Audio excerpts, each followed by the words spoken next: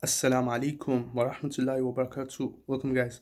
Today we're going to talk about the reality of imitation, imitating scholars, imitating knowledge, imitating quote unquote people of knowledge in your studies as a student of knowledge or a normal person, even. So, a lot of people imitate, and I'll explain more what I mean by this.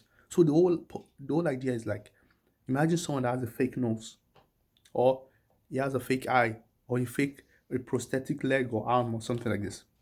Those things, they seem like he is easily detachable because it's not part of you yet.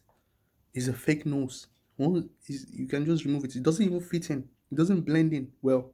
When you try to put a fake nose in, it doesn't blend in well. You have to do a lot of work to even refine it. Okay, so especially those that are early in this and they want to be spreading things that they have not studied for a long time. You're going to be spreading something you've not even studied, you've not given attention to enough time to assimilate and know why that idea was even given in the first place. Okay, so this is the whole point. When you imitate people, whoever the scholar is, whoever they are, when you imitate them, you are not being real. You're not authentic. Okay, you're not authentic. You're just following. Is this not somehow like the lead? But anyway, that's not the point. The point is that a lot of people do this. They just say this scholar said this. Why do you believe this thing? This scholar said that. That's why he believes it. He doesn't know why. That scholar during his own time, did he not think about this thing? Did he quote anybody? No. He thought about it. He wrote a book, literally a book about it. Okay. He went through a real process. At least the people in the past were authentic. You might disagree with them, but they were authentic. Most of them were authentic. They tried to produce works. But now, in our own time, people are just copying. People are just quoting, oh, this guy said that.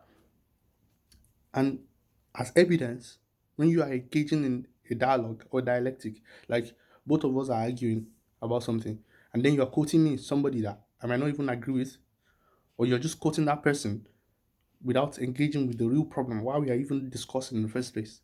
Okay, so you see this a lot. And my advice is to people that even me, just copying. Let me give you an example.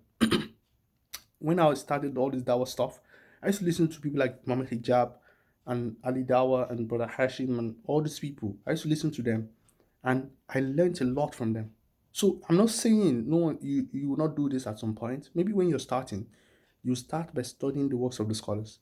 But you need to move up from there. You need to move from just studying the works of the scholars.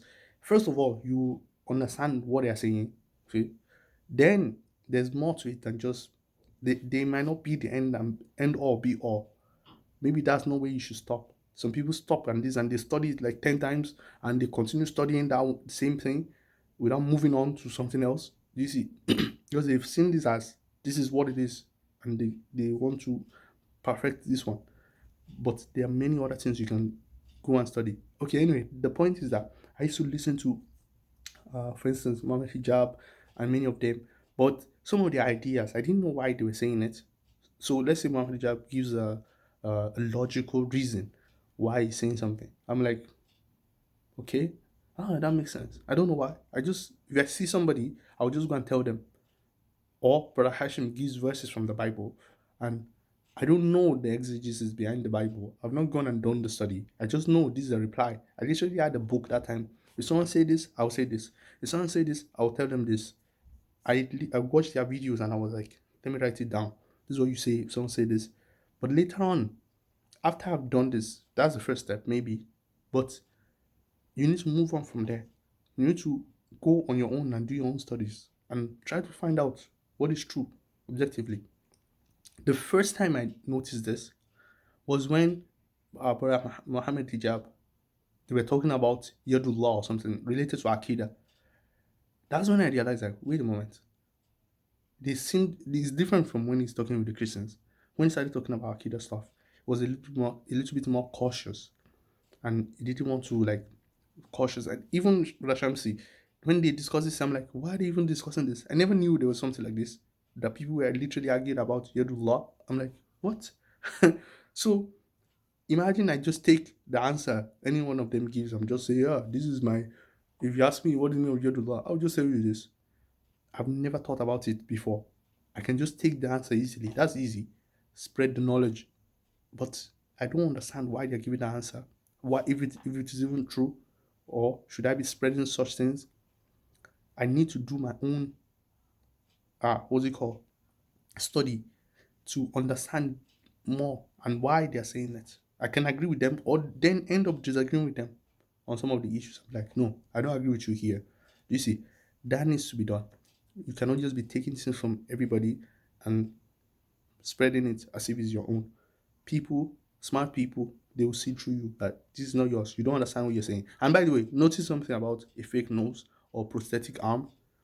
If pressure is applied, it's going to break off. If you apply enough pressure, it's going to break off easily compared to a real nose because it's not yours. So when you are tested, if someone come and ask you difficult questions, you will not be able to respond. You will not be able to answer.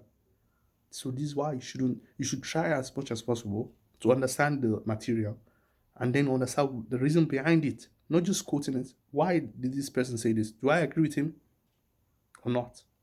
So I believe this will help you in your endeavor in seeking knowledge and make you much more authentic, like the scholars of the past.